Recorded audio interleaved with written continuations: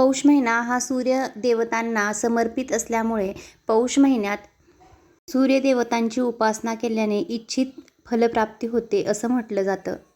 पौष महिन्यातील रविवारी सूर्यदेवतांची सेवा केल्यामुळे सूर्यदेव लवकर प्रसन्न होतात. त्यामुळं या व्रताचे नियम पाळून जे कोणी हे सूर्यनारायणाचं व्रत करतं त्यांच्या घरात सुखसमृद्धी तर येतेच, पण स्थैर्यही नांदत असतं. सूर्याप्रमाणेच तेज आणि प्रकाश आयुष्यात हवा असेल तर सूर्यदेवतांचा आशीर्वाद हा अत्यंत महत्त्वाचा आहे.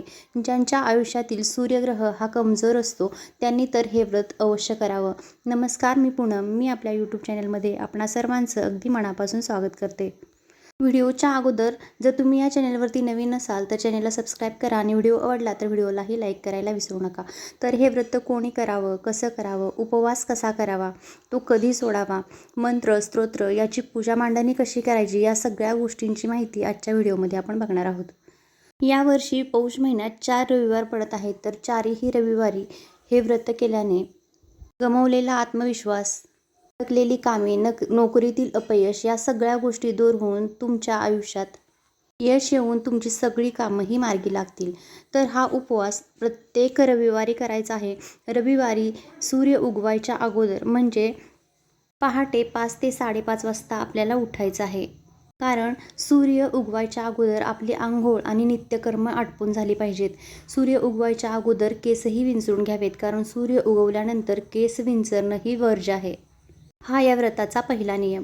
सकाळी लवकर उठून आपली नित्यकर्म आटपून घ्यायची. त्याच्यानंतर पहिले तर सूर्याला अर्घ्य द्यायचा. सूर्याला अर्घ्य देताना तांब्यामध्ये पाणी घ्यायचं. त्याच्यामध्ये हळद, कुंकू, अक्षदा टाकायच्या, लाल रंगाचं फूल टाकायचं, थोडंसं पांढरं तीळ टाकायचं, थोडासा गुळाचा खडा टाकायचा आणि आपल्याला सकाळी लवकर सूर्याला अर्घ्य द्यायचं आहे. सूर्याला अर्घ्य देताना स्त्रियांनी ओम गृणी सूर्याय नमः या मंत्राचा 5 वेळा जप करायचा आहे आणि जर पुरुष असतील तर ओम सूर्याय नमः या मंत्राचा जप करायचा. त्यानंतर घरातील देवाची देवपूजा वगैरे पूर्ण आवरून घ्यायची आणि आपल्याला सूर्यनारायणाची पूजा करून घ्यायची आहे. तर हे व्रत करताना सूर्यनारायणाची विधीपूर्वक पूजा करावी. त्याच्यासाठी पूर्व दिशेला तोंड करून मग तुम्ही या पूजेची मांडणी ही गॅलरीमध्ये किंवा आपल्या दारामध्ये किंवा टेरेसवरती ज्या ठिकाणी तुम्हाला शक्य आहे अशा ठिकाणी करायची आहे. कारण सूर्याची कोवळी किरणं पडतील अशा ठिकाणी सूर्यदेवांची पूजा करायची असते. जर तुम्हाला शक्य नसेल तर घरात पूर्व दिशेला तोंड करून ही पूजा मांडली तरीही चालू शकतं. पूजेची मांडणी करताना पहिले तर जागा स्वच्छ करून घ्यायची. त्याच्या ठिकाणी थोडंसं गौमूत्र शिंपडायचं. खाली रांगोळीने स्वस्तिक काढायचं. त्याच्यावरती हळदी कुंकू टाकायचं. त्याच्यावरती एक पाट किंवा चौरंग मांडायचा. त्याच्यावरती एक लाल रंगाचं वस्त्र अंथरायचं. त्याच्यावरती आपल्याला रांगोळीने सूर्यदेव काढायचे आहेत. व्हिडिओत दाखवले अशाप्रमाणे सूर्यदेव काढून घ्यायचे आणि आपल्या हाताच्या डाव्या बाजूला गोपद्म काढायचे, म्हणजे गायीचे पाय. जर तुमच्याकडे साचा असेल तर त्या साच्याने काढले तरीही चालेल, नसेल तर हाताने काढू शकता. आणि आपल्या उजव्या बाजूला राणूबाईंना काढायचं आहे, जसं मी व्हिडिओत दाखवले. कारण म्हणूनच ह्या व्रताला आदित्य राणूबाई व्रत असंही म्हटलं जातं. पौष महिन्यामध्ये सूर्यदेव आणि राणूबाईंचा विवाह लावण्याची ही प्रथा आहे. त्यानंतर 2 जोड विड्यांची पानं ठेवायची. त्याच्यावरती सुपारी ठेवून तुम्ही गणपती स्वरूपात पूजू शकता. नाहीतर त्याच्यावरती गणपती ठेवूनही त्या गणपतीची स्थापना करून घ्यायची. त्यांचीही हळद, कुंकू, अक्षदा, लाल रंगाचं फूल वाहून पूजा करायची. मनोभावे, शांत चित्तेने, शांत मनाने, एकाग्रतेने आपल्याला सूर्यदेवतांना नमस्कार करायचा. तुमच्या आयुष्यातील ज्या काही अडचणी आहेत तर त्या त्यांना सांगून मी हा पौष महिन्यात पूर्ण 4ही रविवार हे व्रत अगदी मनापासून करेल. माझ्या आयुष्यातील या अडचणी दूर करा असं सांगून सूर्यदेवतांचा आशीर्वाद घ्यायचा. कारण सूर्यदेव हे एकटेच आहेत की ज्यांना आपण बघू शकतो. आता आपण पूजेमध्ये जे काही काढून घेतलेलं आहे त्या सगळ्यांची, सूर्यदेवांची, राणूबाईंची, गोपद्माची हळद, कुंकू, अक्षदा आणि फुलं वाहून पूजा करायची. शक्य असेल तर करडईचं फूल व्हायचं, नसेल तर लाल रंगाची फुलं तुम्ही व्हायची आहेत. नैवेद्यासाठी तुम्ही पांढरे तीळ आणि गूळ ठेवायचा. या महिन्यात येणाऱ्या सगळ्या गोष्टी म्हणजे गाजर, बोरं, शेंगा, वाटाणा, मुगाची डाळ, वांगी या सगळ्या गोष्टी आपल्याला पूजेमध्ये ठेवायच्या आहेत. कारण संध्याकाळी याच सगळ्या गोष्टींचा आपल्याला खिचडी भात करायचा आहे.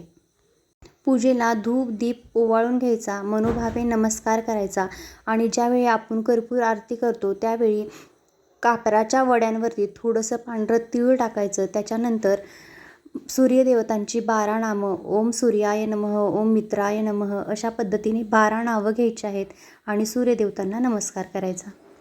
सूर्यदेवतांची पूजा झाल्यानंतर आपल्याला तुळशीचीही पूजा करून घ्यायची आहे.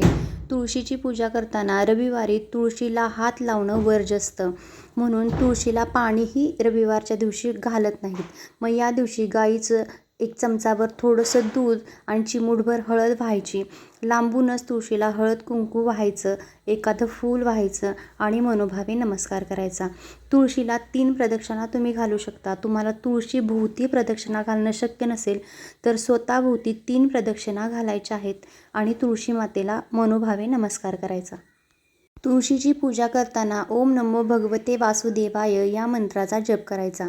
या दिवशी विष्णुरूप नारायणांची सेवा करणंही अत्यंत महत्त्वाचं मानलं जातं. दिवसभर उपवास करायचा आहे. या दिवशी आपल्याला मीठ, तिखट, मिरची या गोष्टी पूर्णपणे वर्ज्य करायच्या. उपवासाच्या काळात पूर्णपणे ब्रह्मचर्याचं पालन करायचं. बाहेरचं दुसऱ्याच्या घरातलं काहीही खायचं नाही. या महत्त्वाचे नियम पाळून आपल्याला हे व्रत करायचं आहे. जर तुम्हाला काही खायचंच असेल तर तुम्ही दूध घेऊ शकता, चहा घेऊ शकता किंवा कुठलंही फळ खाऊ शकता, फलाहार करू शकता. पण संध्याकाळी हे व्रत आपल्याला सूर्यास्ताच्या अगोदरच सोडायचं आहे. आपण पूजेमध्ये मांडलेलं सगळं साहित्य म्हणजे तांदूळ, मुगाची डाळ, वांगं, बोरं, गाजर या सगळ्या गोष्टी मिसळून आपल्याला एक खिचडी भात करायचा आहे आणि त्याचाच नैवेद्य आपल्याला सूर्यदेवतांनाही दाखवायचा आहे आणि तोच आपण उपवास सोडताना सेवन करायचं आहे. त्याच्यासोबतच तुम्ही गूळ आणि खोबऱ्याची खीरही करू शकता. त्याचाही नैवेद्य तुम्ही दाखवू शकता. या सगळ्या गोष्टींचं पालन करून आपल्याला 4 वार हे व्रत करायचं आहे आणि दुसऱ्या दिवशी म्हणजे सोमवारी या पूजेचं आपल्याला विसर्जन करायचं आहे. शक्य असेल तर दररोज सूर्याला या महिन्यात अर्घ्य द्या, कारण या महिन्यात केलेली उपासना, सूर्यदेवताची उपासना ही अत्यंत महत्त्वाची आहे. कारण सूर्याचं उत्तरायण याच महिन्यात चालू होत असतं आणि या काळात केलेली सूर्यदेवाची सेवा ही त्यांच्यापर्यंत लवकर पोहोचते आणि ती अतिशय प्रभावशाली असते. त्यामुळे तुमच्या आयुष्यातील अडथळे, अडचणी दूर होऊन तुमच्या आयुष्यात सगळ्या गोष्टी मंगलमय आणि चांगल्या घडतील. तुमची कामं होत नसतील, कुठलंही काम अडकलेलं असेल, नोकरीत यश नसेल, लग्न होत नसतील, कुठलाही प्रॉब्लेम तुमच्या आयुष्यात असेल तर त्याच्यातून बाहेर पडण्यासाठी पौष महिन्यातील हे सूर्यनारायणाचं व्रत अतिशय प्रभावशाली व्रत आहे आणि हे तुम्ही नक्की करा. आणि ज्यांच्या कुंडलीतील सूर्यदेव हा कमजोर आहे त्यांनी तर हे व्रत अवश्य करावं, कारण सूर्यनारायणाची उपासना केल्याने आपल्या आयुष्यात यश, कीर्ती, सुख, समृद्धी आणि सौख्य नांदत असतं. जर मी सांगितलेली ही माहिती तुम्हाला आवडली असेल तर व्हिडिओला लाईक करा आणि चॅनेललाही सबस्क्राईब करायला विसरू नका. समोरील बेल आयकॉनही प्रेस करा म्हणजे माझे नवनवीन व्हिडिओज सगळ्यात अगोदर तुमच्यापर्यंत पोहोचतील. धन्यवाद.